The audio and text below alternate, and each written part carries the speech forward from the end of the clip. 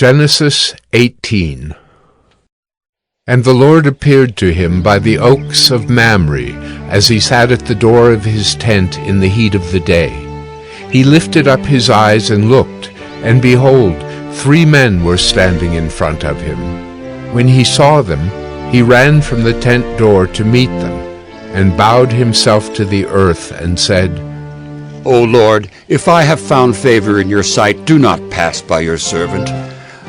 Let a little water be brought, and wash your feet, and rest yourselves under the tree, while I bring a morsel of bread that you may refresh yourselves, and after that you may pass on, since you have come to your servant. So they said, Do as you have said.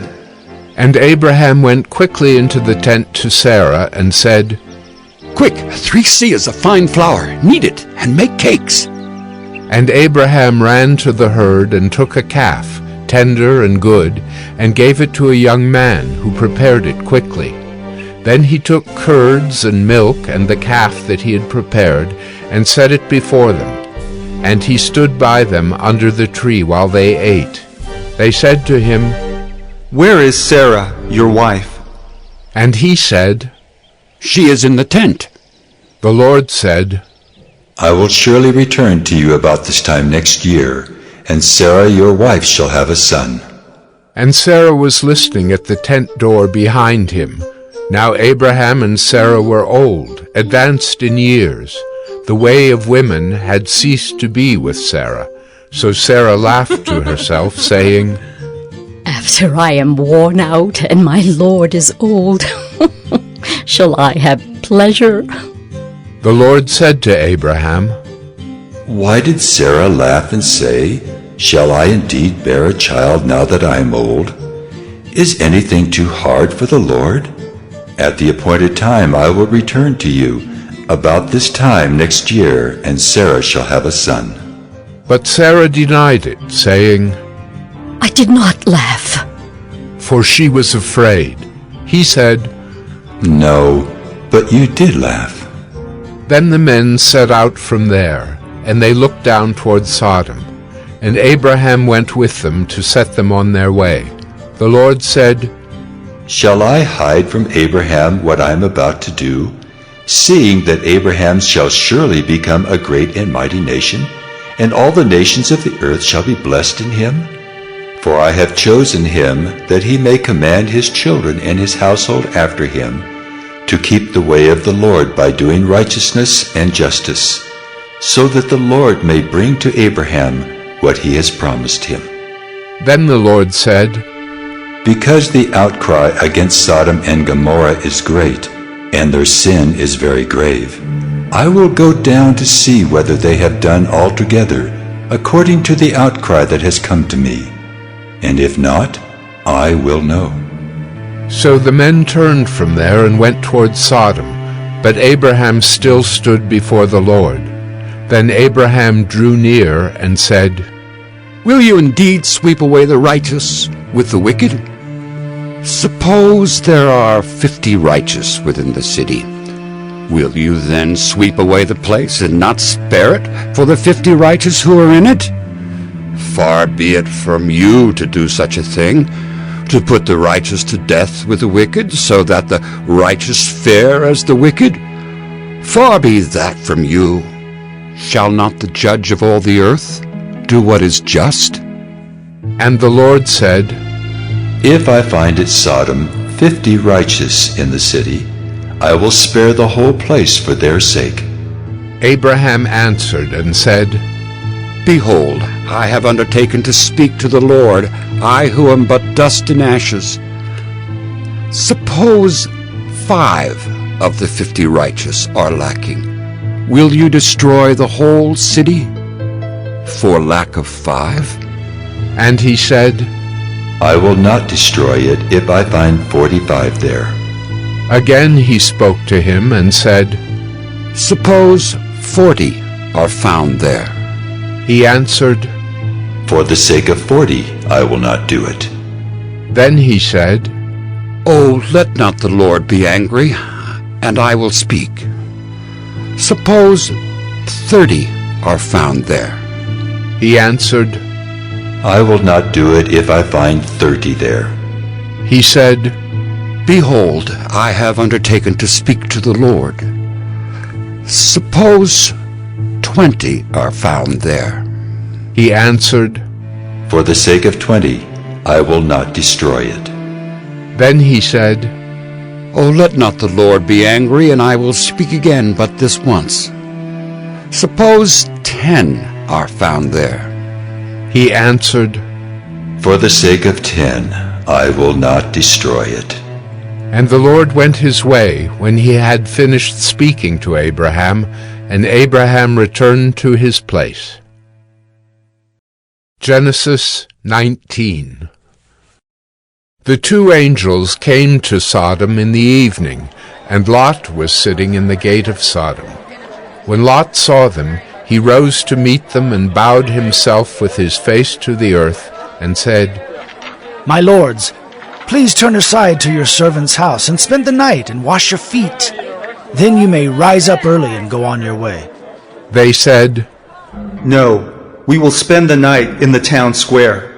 But he pressed them strongly, so they turned aside to him and entered his house. And he made them a feast, and baked unleavened bread, and they ate. But before they lay down, the men of the city, the men of Sodom, both young and old, all the people to the last man, surrounded the house. And they called to Lot, Where are the men who came to you tonight? Bring them out to us, that we may know them. Lot went out to the men at the entrance, shut the door after him, and said, I beg you, my brothers, do not act so wickedly. Behold, I have 2 daughters who have not known any man. Let me bring them out to you, and do to them as you please. Only do nothing to these men, for they have come under the shelter of my roof. But they said, Stand back! And they said, This fellow came to sojourn, and he has become the judge?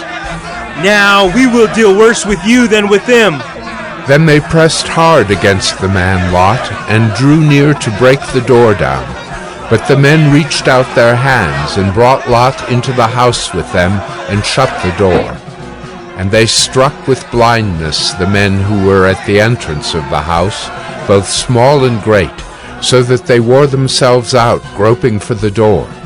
Then the men said to Lot, Have you anyone else here? Sons-in-law, sons, daughters, or anyone you have in the city, bring them out of the place. For we are about to destroy this place, because the outcry against its people has become great before the Lord, and the Lord has sent us to destroy it. So Lot went out and said to his sons-in-law, who were to marry his daughters, Up! Get out of this place, for the Lord is about to destroy the city. But he seemed to his sons-in-law to be jesting. As morning dawned, the angels urged Lot, saying, Up, take your wife and your 2 daughters who are here, lest you be swept away in the punishment of the city. But he lingered. So the men seized him and his wife and his 2 daughters by the hand, the Lord being merciful to him, and they brought him out and set him outside the city. And as they brought them out, one said, Escape for your life. Do not look back or stop anywhere in the valley. Escape to the hills, lest you be swept away. And Lot said to them, Oh no, my lords. Behold, your servant has found favor in your sight, and you have shown me great kindness in saving my life. But I cannot escape to the hills, lest the disaster overtake me and I die. Behold, the city is near enough to flee to, and it is a little one. Let me escape there. Is it not a little one? And my life will be saved. He said to him, Behold, I grant you this favor also, that I will not overthrow the city of which you have spoken. Escape there quickly, for I can do nothing till you arrive there. Therefore the name of the city was called Zoar. The sun had risen on the earth when Lot came to Zoar. Then the Lord rained on Sodom and Gomorrah sulfur and fire from the Lord out of heaven. And he overthrew those cities, and all the valley, and all the inhabitants of the cities, and what grew on the ground. But Lot's wife behind him, looked back, and she became a pillar of salt. And Abraham went early in the morning to the place where he had stood before the Lord. And he looked down toward Sodom and Gomorrah, and toward all the land of the valley. And he looked, and behold, the smoke of the land went up like the smoke of a furnace. So it was that when God destroyed the cities of the valley, God remembered Abraham and sent Lot out of the midst of the overthrow when he overthrew the cities in which Lot had lived. Now Lot went up out of Zoar and lived in the hills with his 2 daughters, for he was afraid to live in Zoar. So he lived in a cave with his 2 daughters. And the firstborn said to the younger, Our father is old, and there's not a man on earth to come in to us after the manner of all the earth. Come, let us make our father drink wine, and we will lie with him, that we may preserve offspring from our father. So they made their father drink wine that night, and the firstborn went in and lay with her father. He did not know when she lay down or when she arose. The next day the firstborn said to the younger, Behold, I lay last night with my father. Let us make him drink wine tonight also. Then you go in and lie with him, that we may preserve offspring from our father. So they made their father drink wine that night also. And the younger arose and lay with him, and he did not know when she lay down or when she arose. Thus both the daughters of Lot became pregnant by their father. The firstborn bore a son and called his name Moab. He is the father of the Moabites to this day. The younger also bore a son and called his name Ben-Ammi. He is the father of the Ammonites to this day. Genesis 20.